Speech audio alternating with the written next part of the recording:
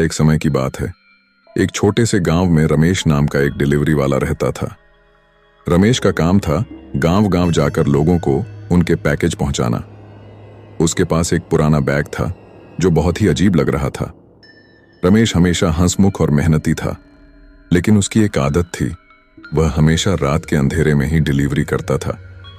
एक रात जब चांद की चांदनी चुपके से टूट रही थी, रमेश एक अजीब से पैकेज को लेकर एक पुराने हवेली की ओर बढ़ा।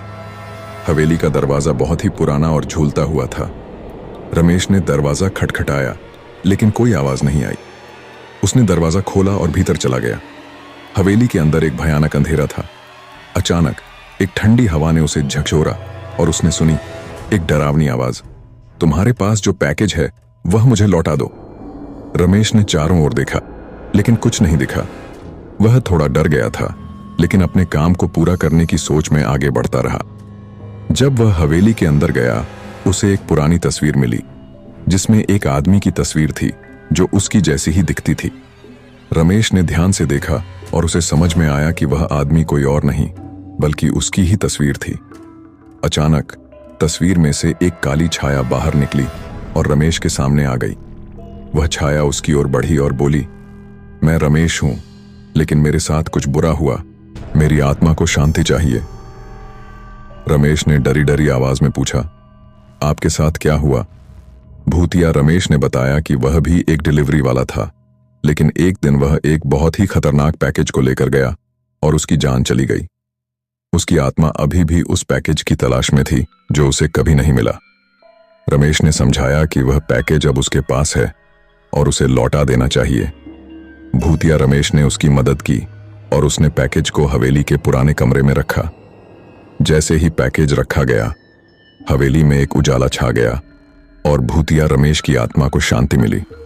उस रात के बाद रमेश ने डिलीवरी का काम करना छोड़ दिया। वह अब गांव के लोगों को कहानियां सुनाता और भूतिया हवेली के बारे में सबको बताता। गांव वाले उसकी कहानियों को सुनकर हमेशा सतर्क रहते थे और हवेली के पास जाने से कतराते थे। और इस तरह रमेश की कहानी गांव में हमेशा के लिए एक सबक बन गई। किसी भी अजीब पैकेज से दूर रहो, क्योंकि कभी कभी उन पैकेज में छिपे होते हैं अजीबोगरीब रहस्य। रमेश की कहानी ने गांव में एक नई चर्चा शुरू कर दी। बच्चे और बड़े सभी हवेली के पास जाने से डरने लगे। हवेली को अब गांव वाले एक भूतिया स्थान मानने लगे थे और वहां किसी को भी जाने की अनुमति नहीं थी। परंतु कुछ समय बाद गांव में एक नया परिवार आ गया। इस परिवार का नाम था शर्मा परिवार। शर्मा परिवार के बच्चे मोहन और पिंकी बहुत ही जिज्ञासु और साहसी थे। वे हमेशा नई नई जगहों की खोज में रहते थे और हवेली की कहानी सुनकर उनके मन में यह जानने की उत्सुकता बढ़ गई कि क्या सच में वहां कुछ रहस्य है। एक दिन मोहन और पिंकी ने तय किया कि वे हवेली में जाकर पता करेंगे कि वहां क्या है। उन्होंने अपने माता पिता से छुपते हुए एक रात को हवेली की ओर बढ़ना शुरू किया। जैसे जैसे वे हवेली के करीब पहुंचे, उनका दिल तेजी से धड़कने लगा, लेकिन वे डर को भुलाकर आगे बढ़े। हवेली के दरवाजे तक पहुंचते ही मोहन और पिंकी ने देखा कि दरवाजा थोड़ा खुला था। उन्होंने धीरे से दरवाजा खोला और अंदर कदम रखा। हवेली का अंधेरा और ठंडक पहले से ही डरावना था। वे अपने साथ लाए टॉर्च की रोशनी में इधर उधर देखने लगे। अचानक उन्हें एक पुराना पैकेज दिखाई दिया जो हवेली के एक पुराने कमरे में रखा हुआ था।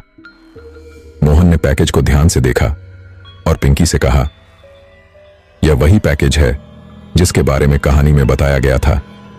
हमें इसे बाहर ले जाना चाहिए और देखना चाहिए कि इसमें क्या है। जब उन्होंने पैकेज को खोला तो उसमें एक पुराना डायरी और एक साधारण चांदी की चाबी मिली। डायरी को खोलते ही मोहन और पिंकी ने पढ़ा कि यह डायरी भूतिया रमेश की थी। डायरी में रमेश ने अपने जीवन के आखिरी दिनों की बातें लिखी थीं और बताया था कि उसने अपनी आत्मा को शांति देने के लिए इस पैकेज को सहेजा था। चाबी के बारे में भी डायरी में लिखा था कि यह हवेली के एक गुप्त तहखाने का दरवाजा खोलने के लिए है।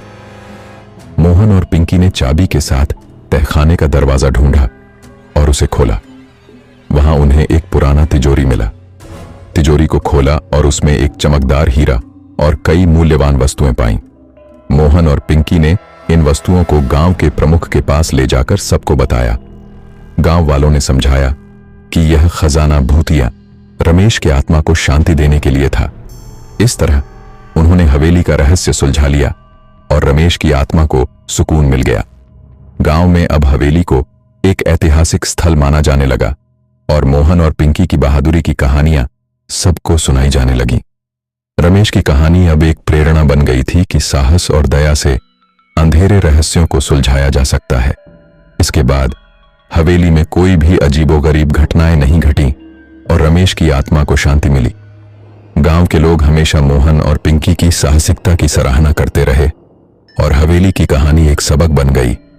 कभी भी अज्ञात से डरने की बजाय सच्चाई और साहस का सामना करना चाहिए।